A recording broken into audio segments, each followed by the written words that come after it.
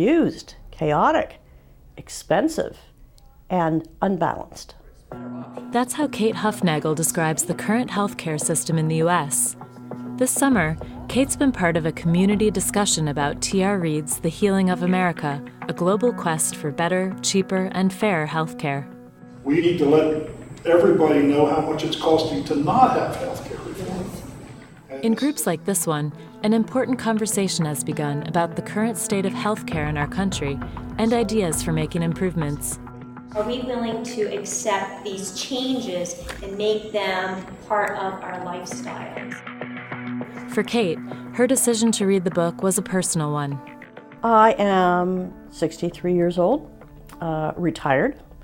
I have limited savings to live on, and I can't afford health insurance. I am well aware that if something serious were to happen to me, that I would not be able to either get the care that I needed, or I would be wiped out financially.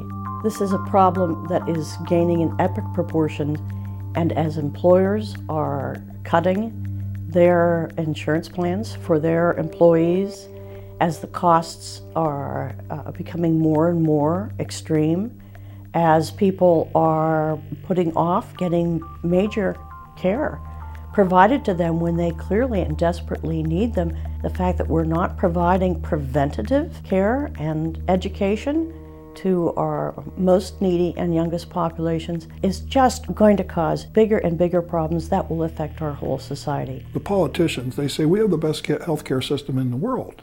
Well, the statistics in the book prove him absolutely wrong. We're not even in the top 5. The book explores several models of affordable universal healthcare systems in other developed countries and compares it to healthcare in the U.S. I like the Japan model, where they actually went out and researched other countries and what their healthcare systems looked like, and they piecemealed it into a program that worked for them. So I was impressed with them. Isn't it great that here we have 5 other countries that were looked at in depth, who have all had to deal with the same problem of how do we provide adequate basic health care in an affordable manner to our population, and they all had answers that worked. And for the most part, the answer to me seemed to be whatever type of insurance we provide, whether it is through a private source or a government source, that we have to get it out of the profit market. It has to be done on a non-profit basis, and there have to be fewer competing plans. Access to affordable health plans hit home for some in the group. The affordable insurance is what's affordable, and affordable to who and how. I'm totally permanently disabled, and to see just how bad things are, I just barely get enough to survive.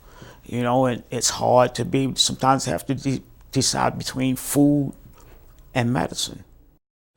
What do people really know? Do they know these stories? Are they knowledgeable on what is really happening? Who's being affected by our healthcare system as it is today? Maybe that's one first step, is to say and share these stories and share these experiences, and to say, you know what, join with me. We're not accepting this status quo anymore. We want change. We've all got to start educating ourselves and do something. So we start reading, and we start talking, and we start listening, and we start making our legislators listen.